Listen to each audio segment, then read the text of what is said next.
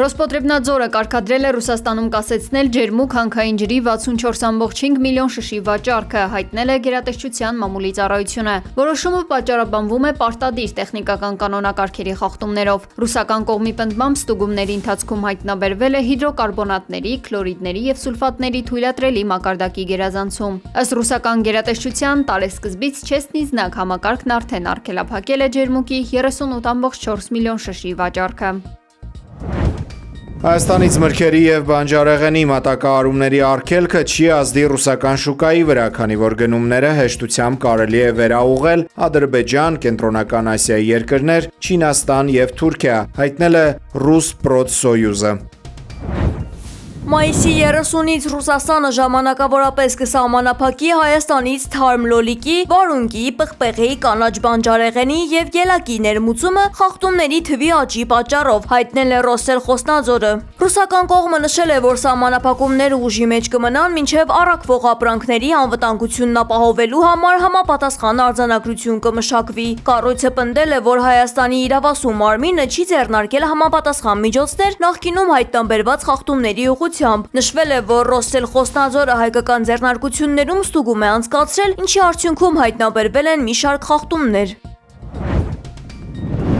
Ռուսական ԱԹՍ-ն ընկել է Ռումինիայի Գալաց քաղաքի բնակելի շենքերից մեկի վրա։ 2 մարդ վիրավորվել է, իսկ մոտ 70-ը տարհանվել, հայտնել է երկրի պաշտպանության նախարարությունը։ Հաղորդվում է, որ անօդաչու թռչող սարքը թռել է Ռումինիայի օդային տարածք Ուկրաինայի վրա հարձակման ժամանակ։ Ֆետեշտիի ավիաբազայից 2 F-16 կործանիչներ գիշերը օդ են բարձրացել այն որսալու համար։ Եվրահանձնաժողովի ղեկավար Ուրսուլա ֆոն դեր Լեյենը անդրադառնալով կատարվածին գրել է, որ Դաշնության ագրեսիվ պատերազմը եւս մեկ կարմիր գիծ է անցել։ Ռուսական ԱԹՍ-ն հարվածել է Ռումինիայի խիտ բնակեցված շրջանին, վիրավորելով խաղաղ բնակիչների Եվրոպական միության տարածքում։ Մինչ մենք շարունակում ենք ամրապնդել մեր անվտանգությունն ու զսպումը, հատկապես մեր արևելյան սահմանին, մենք կշարունակենք մեծացնել ճնշումը Ռուսաստանի վրա։ Պատրաստում ենք պատժամիջոցների 21-րդ փաթեթը, գրել է Լեյենը։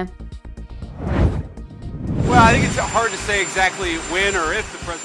փոխնախագահ Ջեյ Դի Վենսը հայտարարել է, որ մեծ առաջընթաց են գրանցել Իրանի հետ բանակցություններում։ Կարծում եմ, իրանցիները ցանկանում են գործարկնքել եւ բացել Հորմուզի նեղուցը։ Նույնը ցանկանում ենք եւ մենք։ Միջուկային խնդրի վերաբերյալ կան մի քանի հարցեր՝ բարձր հարստացված պաշարները եւ հարստացման հարցը։ Այնպես որ, գիտեք, մենք նրանց հետ քննարկումների մեջ ենք, ասել է նա։ Ավելի վաղ Վենսը նշել էր, որ համաձայնագրի նախագծի որոշ հատվածների վերաբերյալ արդեն կան պատասխաններ, կրկին շեշտելով Իրանի հետ բանակցություններում առաջընթացի մասին։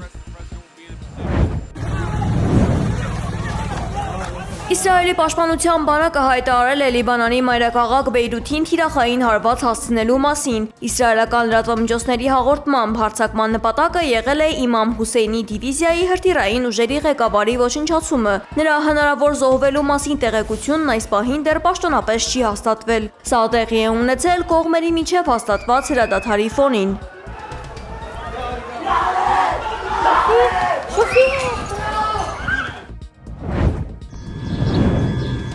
Իսլամական հեղափոխության պահապանների կորպուսը հարվածել է Քուվեյթում գտնվող ամերիկյան ավիաբազային, որպես պատասխան իրանական Բենդեր Աբբաս քաղաքի վրա կատարված հարձակման։ Քուվեյթի բանակը հաստատել է, որ իր հոբ համակարգերը հաջողությամբ որսացել են հրթիռներն ու անօդաչու սարքերը։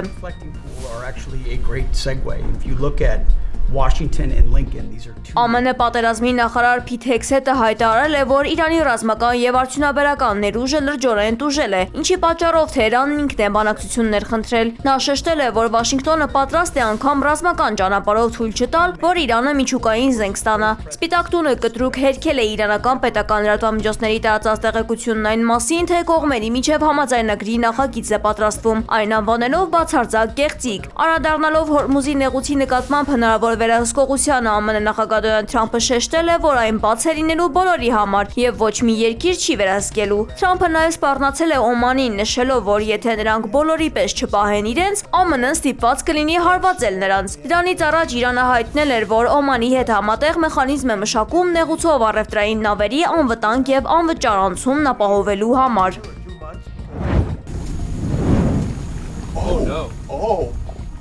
Միլիարդատեր Ջեֆ Բեզոսի Blue Origin ընկերության New Glenn հրթիռը պայթել է Ֆլորիդայում ուժային կայանքի փորձարկումների ժամանակ։ Blue Origin-ը միլիարդավոր դոլարներ եւ շուրջ 10 տարի է ծախսել New Glenn-ի մշակման վրա։ Հրթիռը պետք է մրցակցեր Elon Musk-ին պատկանող SpaceX-ի Falcon հրթիռների ընտանիքի եւ Starship տիեզերանավի հետ։ Տեղի ունեցածին արձագանքել է Elon Musk-ը, նշելով, որ ցավում է կատարվածի համար, բայց հրթիռները կատակ բան չեն։